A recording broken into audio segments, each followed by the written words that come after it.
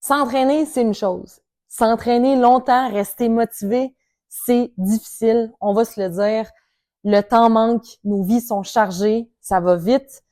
Et obtenir des résultats, en fait, sur du long terme, c'est probablement ce qui est le plus difficile en entraînement. Donc, si toi aussi tu veux rester motivé pour pouvoir t'entraîner longtemps, pour rester actif longtemps, dans cette vidéo-là, je te partage le secret numéro 1 pour y parvenir.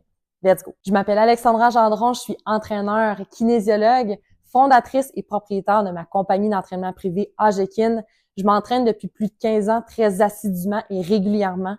On le sait, pour s'entraîner longtemps, pour rester motivé longtemps, ça prend des trucs qu'on va pouvoir appliquer dans notre quotidien.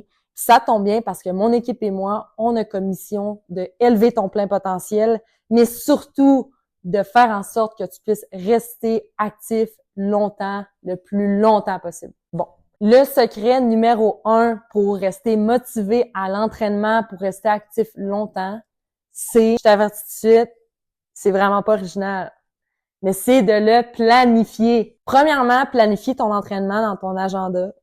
Ça va te permettre d'avoir une structure. Donc, déjà que c'est important que ton entraînement soit bien structuré, soit bien organisé. Ça, c'est souvent quelque chose qu'on nous dit, des clients qui nous approchent, qui ont pas de structure dans leur entraînement. Mais tout d'abord, il faut s'assurer que la plage d'entraînement est dans le calendrier. Tu n'auras pas le choix. Il va falloir que cette plage-là devienne une priorité dans ton horaire. Cette plage-là, ce qui est dans ton calendrier, ta plage d'entraînement est aussi importante que ton travail, est aussi importante qu'une activité personnelle. C'est du temps pour toi, c'est un investissement à long terme qui va vraiment te permettre d'en bénéficier à court terme. L'autre chose avec ça, c'est que même si ta plage est dans ton calendrier, tu le vois, même si ton plan de base était d'aller t'entraîner, exemple, 1 heure, mais que finalement, tu ne sais pas trop si tu vas pouvoir avoir 1 heure pour le faire, c'est pas grave, parce que tu vas quand même voir que la plage est là. Fait que juste le fait de la voir dans ton calendrier, ça va te motiver à faire ton entraînement. Donc, ça va limiter la procrastination, ça va limiter le fait que « j'y ai pas pensé », parce que elle là, visuellement, ta plage est présente dans ton calendrier. Depuis tantôt, je parle de calendrier. Si t'en as pas, c'est le temps que t'en aies un. Que ce soit un calendrier numérique ou papier, ça va vraiment te permettre de structurer. C'est vraiment la clé en entraînement. D'après moi, je pense que c'est vraiment le secret, c'est de la planification. La planification de tes entraînements. Et évidemment, personnellement, avec mon expérience dans le domaine de l'entraînement privé, le best of the best, c'est d'avoir, oui, une plage dans ton calendrier, mais d'avoir un rendez-vous dans ton calendrier.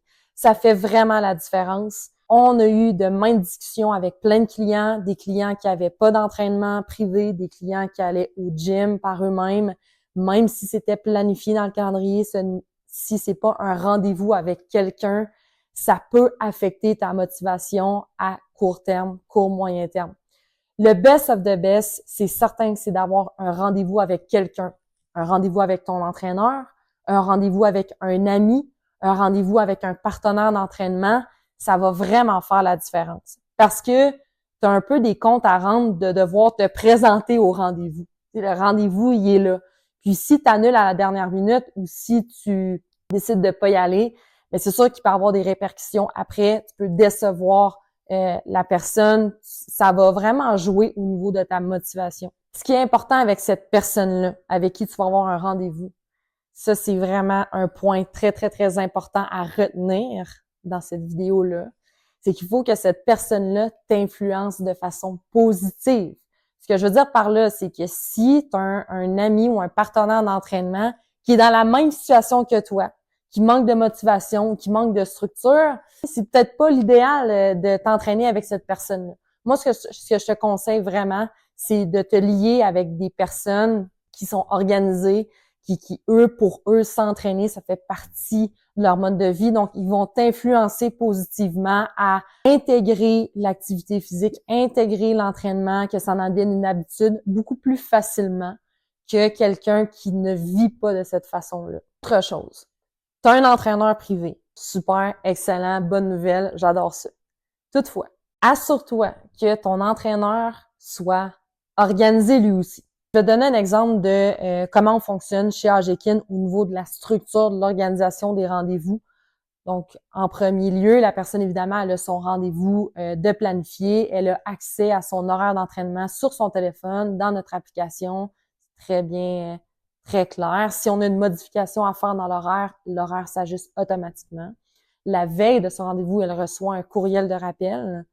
Et la journée même de son rendez-vous, elle a son plan d'entraînement qui lui est envoyé par courriel. Donc, la séance qu'elle va faire avec nous lui est envoyée. Autre point très important, c'est l'accessibilité avec l'entraîneur. Donc, par exemple, nous, les clients vont avoir accès à leur entraîneur en tout temps pratiquement. Donc, on essaie le plus possible d'avoir un délai de réponse qui est quand même assez rapide. Donc, en résumé, c'est pas compliqué. Il faut juste l'appliquer.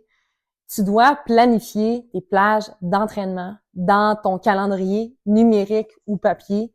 Et si tu es capable d'avoir un rendez-vous avec quelqu'un, ça peut être un entraîneur, un ami c'est important que ton ami ou ton partenaire t'influence positivement dans ton processus de pouvoir faire en sorte que l'entraînement devienne une habitude de vie. Si tu as apprécié cette vidéo-là, clique j'aime, partage aussi à des gens que tu penses que ça pourrait aider pour pouvoir un petit peu plus être structuré, être organisé et rester motivé à l'entraînement. Et aussi, je t'invite à regarder dans le descriptif de la vidéo, tu vas avoir un lien pour l'accès à notre guide gratuit qui s'intitule « Les 10 trucs ultimes pour rester motivé à l'entraînement ». Donc, c'est des trucs simples, efficaces que tu vas pouvoir appliquer dans ton quotidien. Je te remercie beaucoup. À bientôt.